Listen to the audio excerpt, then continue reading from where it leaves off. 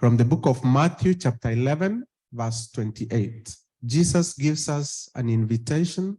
He says to us, "Come to me, all of you who are tired and those who are heavily laden, and I will give you rest." And this message about God's rest is basically about approaching life, approaching ministry, approaching relationships, approaching studies for those who are students, approaching looking for job for those who are tammacking. That's how we call it in Kenya. You know, you're working from one office, looking for a job, you know, approaching your future, your old age for those who have started now, realizing that you have been around almost a decade now, half a century, you know, and, and you think now the clouds are going down. How do you approach life and ministry?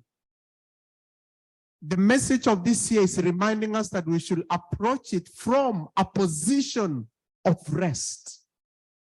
As believers, as children of God, we don't walk around anxious, talking, complaining, you know, living as if the world is coming to an end tomorrow, but we walk around with joy, calmness. We face our challenges, we face our joys, and we face every aspect that life throws on us with a different attitude. Not because we are supernatural, not because we are not human, not because we don't feel and we don't, you know, behave like human beings, but because we have discovered the secret of approaching life through God's rest. So that when children look up to you and they see how you face difficulties as a father, as a mother, how you face the hassles of every day, they knock their heads and say, when I grow up, I want to be like Papa, you know, or when I grow up, I want to be like Mom. I like the way she handles things with grace. She is calm.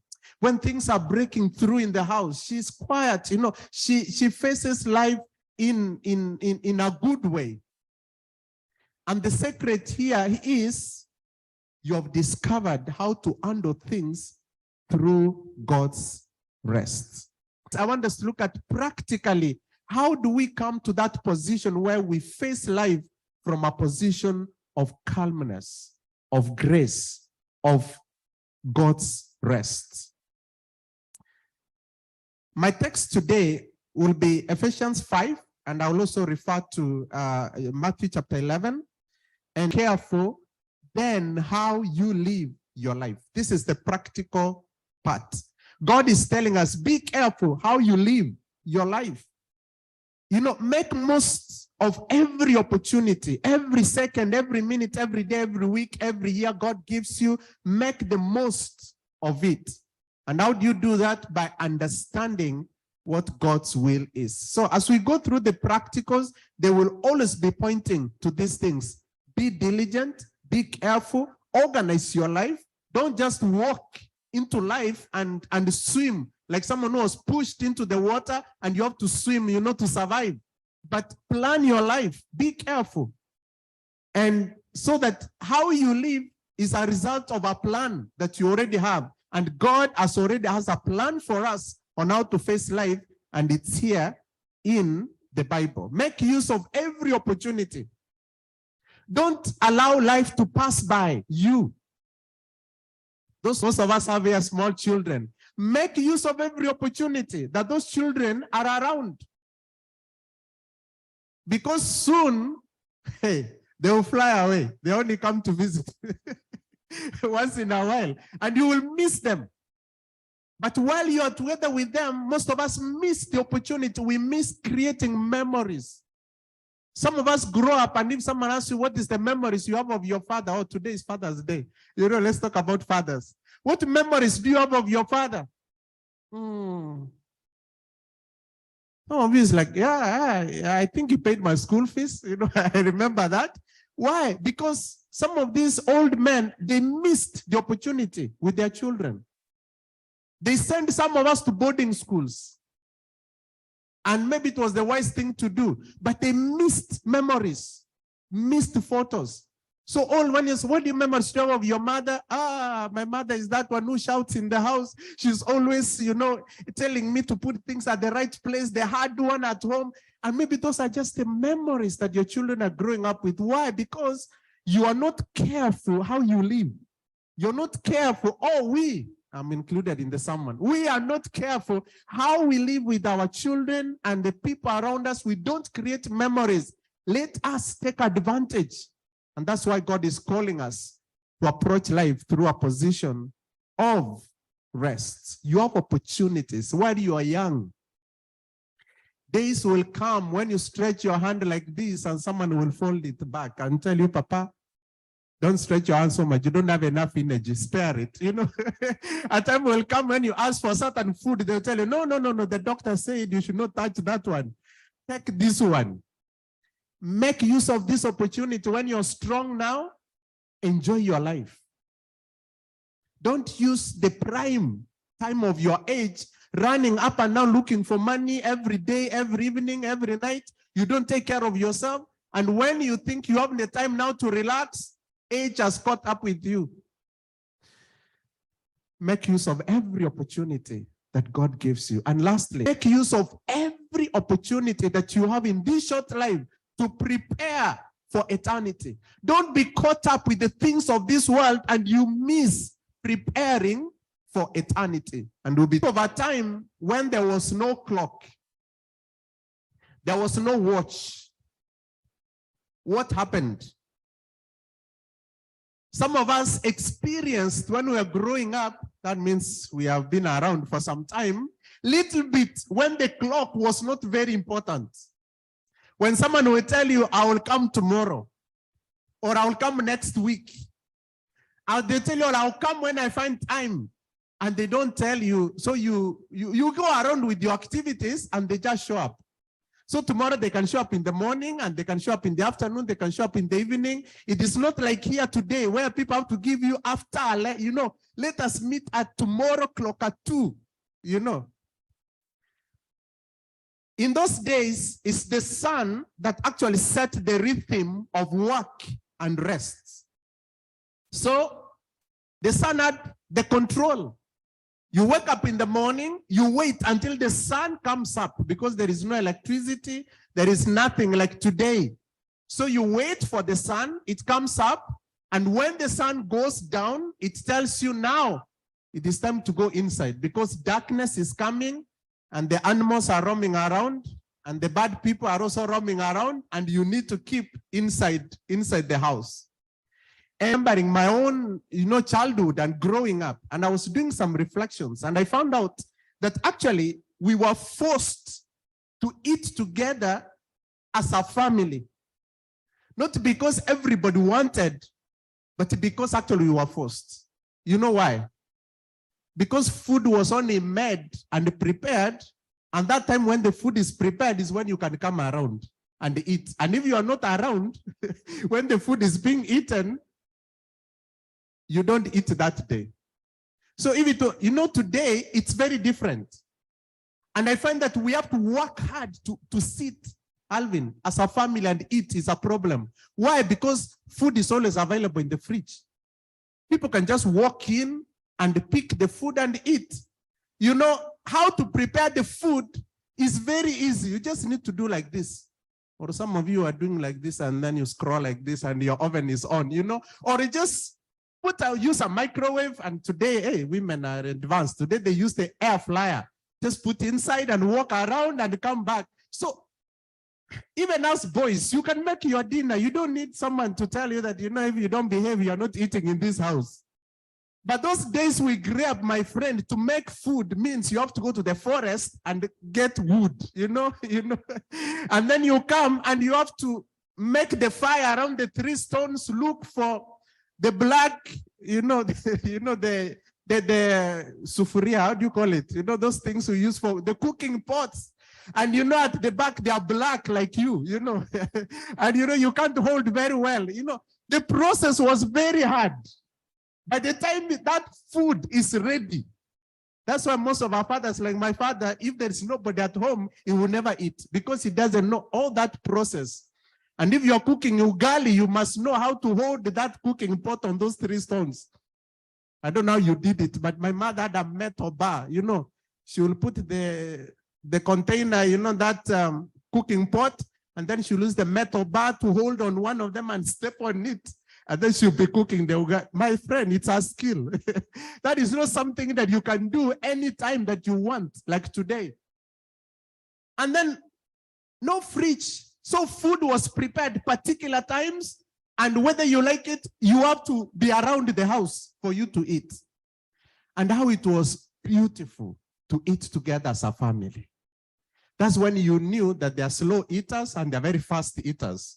So as a mother, you know, you look your eyes, you know the fast eaters, you know them. So you make sure you take care of the slow eaters, you know. When you see the fast eater is eating very quick, you cut the food, you know, you say, you relax. This one also has to eat. And that's how we grew up. And that's how we became close as siblings, because you know our strengths and our weaknesses. But what about today? It's a hustle. Even as a family, to sit and eat together, sometimes it takes an appointment. It must take an effort. Things have changed. In those days, you are forced to be home by 6 because the sun is going down, darkness is coming, and you know what happens if you are outside in darkness. But today, there's light everywhere, even on the roads. You can even run at midnight.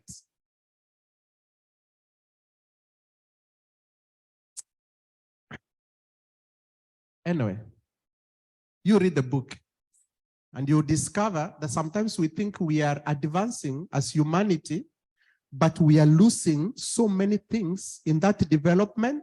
And if we are not careful, as the Bible was telling us, how we live, we will lose very important rhythms of life. If we don't listen to the seasons, if we don't listen to the body today, we'll be controlled by the clock. And most of us are controlled by the clock today. I miss those days when we'll go out to work and you only work until the body speaks. And if you are tired, you'll hear people saying, oh, now we are tired today. Let's just go home. We'll continue tomorrow. But today, your boss controls your clock. He tells you you have to work for me 7.5 hours. And you have to log in and log out. And you know, Team Eliste, those of us who understand Team Eliste system here, and you are controlled. We are more efficient today, and which is a plus. But someone says, unfortunately, that has made us to be more like machines. We run like machines. Long are the days when leisure was a sign of being rich. You know, those days you'll feel, oh, I want to be rich. Because when I'm rich, I just sit, relax, you know. Go to work. I work when I feel like. And when I don't feel like, I just go to the sea and just get a good drink and just enjoy with friends because I am rich. My money is working for me. Nowadays, it's the opposite. Do you know the rich people are the busy people? You know, the more busy you are, the richer you are. You hear people saying, you know, I have to attend this meeting. I have this business meeting today. You know, I'm flying to Chicago because, you know, I have to attend this meeting. You know, I'm very rich. I'm very busy. And I follow one on Twitter, you know, the owner of Twitter. You know, I follow him. And the guy is super crazy, busy. And then you wonder, like, with all this money that you have, even if you sit today and say you will not even finish eating that money, as we call it in Swahili, you know, kula pesa yako, you know. But it's the opposite. Actually, the people who are relaxing are the poor today. And you are here making money and sending to them, and they are relaxing in the village. You know, they wake up in the morning and they say, praise the Lord. Someone, Lord, you're making them, let them work, let them work, let them work so that I have it easy here. Be careful. This is the reality of life. So we are more like machines. You run. And that's why we need even a clock to wake you up. Because in the past, you will sleep and the body was your clock. When the body has rested enough, it will tell you it's time to wake up. But today, if the alarm does not ring, some of us, it even rings 20 times. You keep putting it like this. There is something wrong. There's something wrong. There was a study that was done, and actually it discovers that the internet, as much as it's very good being in, and the internet, this study showed that it actually reduced our IQ. There are those days, and I can give you a practical example. IQ, I don't mean your level of intelligence, but your level of training your intelligence. Elena, you remember when we were growing up, John 3:16 was on the fingertips. Psalm 23, you recited by the time you are in class 4. You know from verse 1, the Lord is my shepherd, up to in the house of the Lord I'll dwell forever and ever. And the verses in the Bible were here. But today, even John 3:16, people have to Google. And many other things. When we are growing up, you will know your multiplication table. Simple mathematics. But today, everybody is on the phone. Where's the calculator? Even 20 plus 17 is a problem. Because, you know, those days we will figure them out. 20 plus 17. I see 07, so 7, 37. You know, but today you will find people doing 20 plus 17 on the phone. Why? Because of the internet. It has decreased our IQ. And actually, another thing that it has done, it has reduced our capacity to pay attention, to be silent, and to meditate. So bear with me. I'm not anti-technology, but there's a point I'm trying to drive home. So I'll just take time to bash internet, So when I bring the point, you really see the other side of the internet. Today, people don't pay attention. Our attention span has become like this. Why? Because of the internet. You are there on YouTube. Your work is just to scroll like this. You listen to somebody, if it's not making sense within 3 seconds, you're moved on to somebody else. YouTube is not making sense. You go to Instagram, quickly. Let me go to TikTok. That's why they dance very quickly. 3 seconds, I'm finished dancing, And so our ability to sit and pay attention, even some of us who were born without these things, and we just knew them 10 years ago. Some of you really got into the internet when you came to Norway. Where you come from, you had to pay for it, so it was limited. Just 10 years ago or 12 years ago. Today, you are the guru on the internet because you cannot even listen for 1 minute. So even the preachers, we are forced nowadays, Pastor, if you don't make me laugh, if you're not entertaining, I will switch on because I will just go to the screen and swipe you, swipe to the next preacher. That's the reality that we have today. We don't know how to pay attention. And as we do this, I want to, at the end of the day, look at what is the impact of this on our spiritual lives. That's my point today. Be careful how you live. The internet has reduced our capacity to be silent. You know that today it's very difficult for people to keep quiet. Why? Because of the internet. To have silence in the house is a problem. People will ask, are you okay? Why? There's always noise. Either the people are on headphones. People have speakers even in the bathroom. Those olden days when you go to the bathroom with cold water is where you really met your God. Those silent times. And women took time, in the bathroom, and they'll do makeup. And what do you think they were doing all that time? Because there was no noise, there was no music, there were no speakers, they were not listening to songs and someone on YouTube or a podcast. What are they doing all those hours? They were just looking at the mirror saying, how beautiful God you are. Just look at how you did this, Lord. You are really wonderful. And in their minds, don't think they were blank, just doing all those makeups. They will be thinking, they will be planning. They will be silent. Those were their moments. Today, my friend, even if you go to the toilets, there are speakers there. So if you're seated there, you're listening to music. There is no silence. So it becomes even very hard, even in the church, even in our Christian life, to be silent and listen to God, because silence is not safe today. People fear a room that is silent because there is a lot of noise around us. We don't have time to listen. Listen to our bodies, we can't. When we are tired and your body is telling you, now I need rest, you need to listen. You go there, lie on bed, and what is next? Phone. Instead of you resting, you keep quiet in darkness, in silence, and just allow the brain to rest and your body to rest. That is the time you're catching up on social media, and most of us don't post, but they're very good consumers. You know, I know you. You will never track them, whether they are passed by WhatsApp, but they are always there on status. They know everything. How do I know? I hear you talk, then I know these people are always on TikTok. They are always there.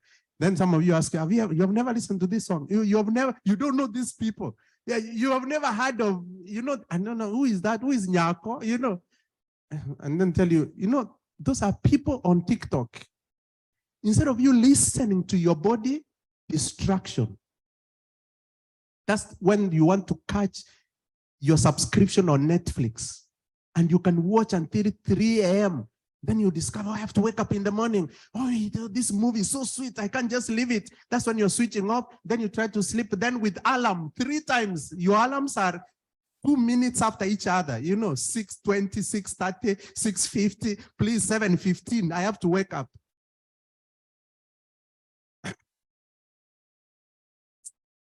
Some of these things, they are designed to help us, but they have become a distraction. They have become an addiction to us